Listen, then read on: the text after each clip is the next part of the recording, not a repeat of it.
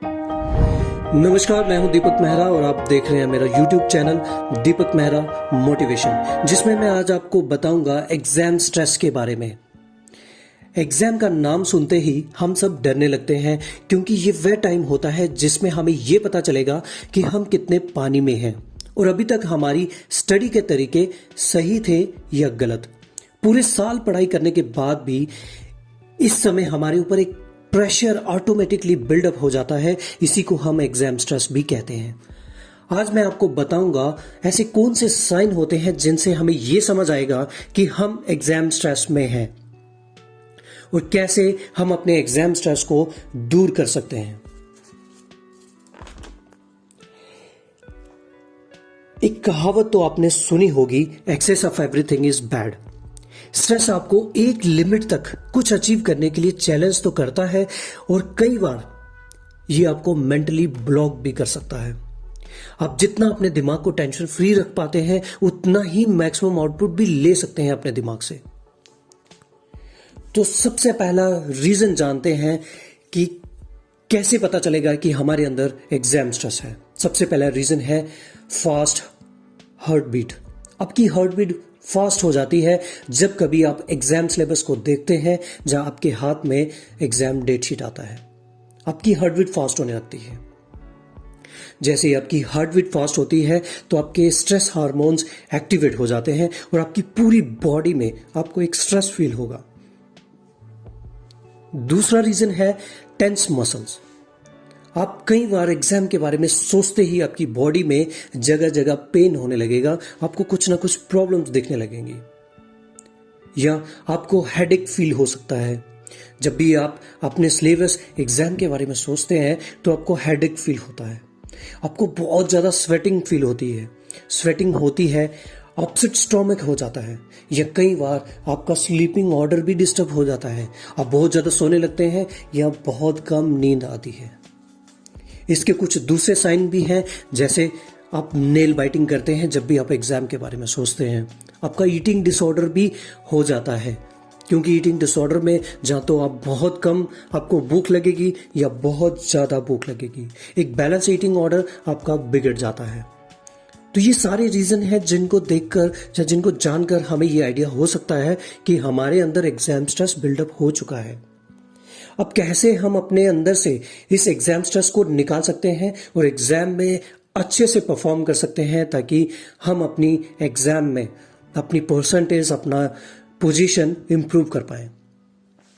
सबसे पहला जो रीजन है, जो तरीका है जिससे आप अपना एग्जाम स्ट्रेस को दूर कर सकते हैं, वो है आपकी मैनेजमेंट।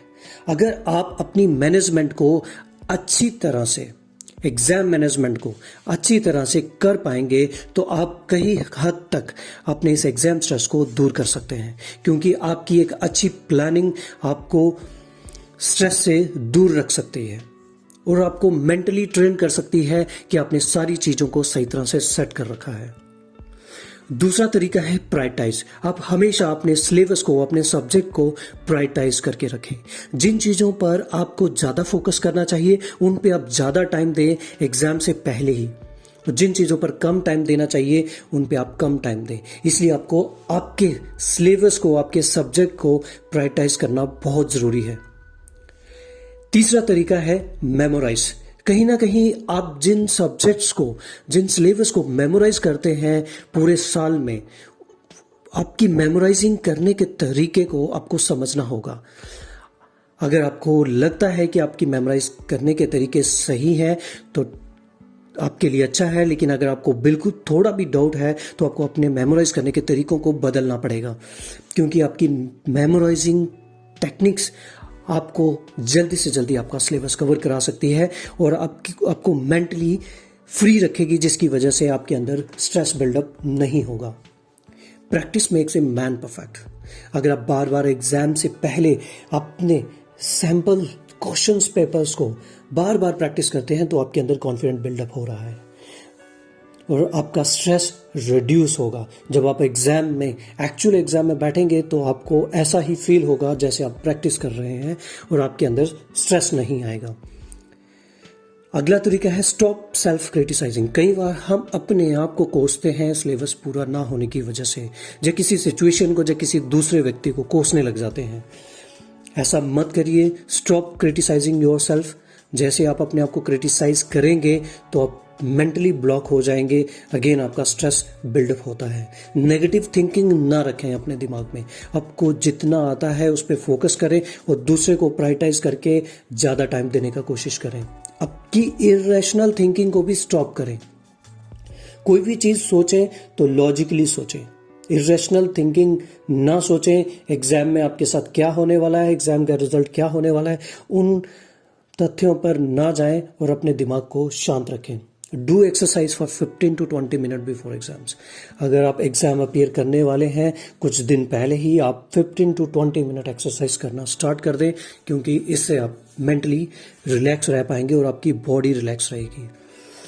ये एक साइकोलॉजिकल प्रेशर भी होता है जो देखने में बड़ा लगता है लेकिन इतना ज़्यादा नहीं होता है। कई बार हमने देखा है कुछ स्टूडेंट्स एग्जाम से पहले बहुत ज़्यादा डरते हैं बट एग्जाम में बहुत अच्छे से परफॉर्म करके आ जाते हैं।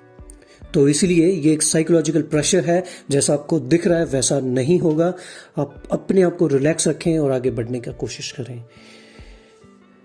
एग्जाम में जब आप एग्जाम को अपीयर करते हैं तो सबसे पहले उन्हीं क्वेश्चंस को अटेम्प्ट करने का प्रयास करें जो आपके लिए बहुत ही आसान हो, क्योंकि हमारे ब्रेन की एक लॉजिकल एक ट्रैक है जिसमें अगर हम टफ सिचुएशन को पहले हैंडल करते हैं और इजी सिचुएशन को बाद में, तो हम पजल हो जाएंगे।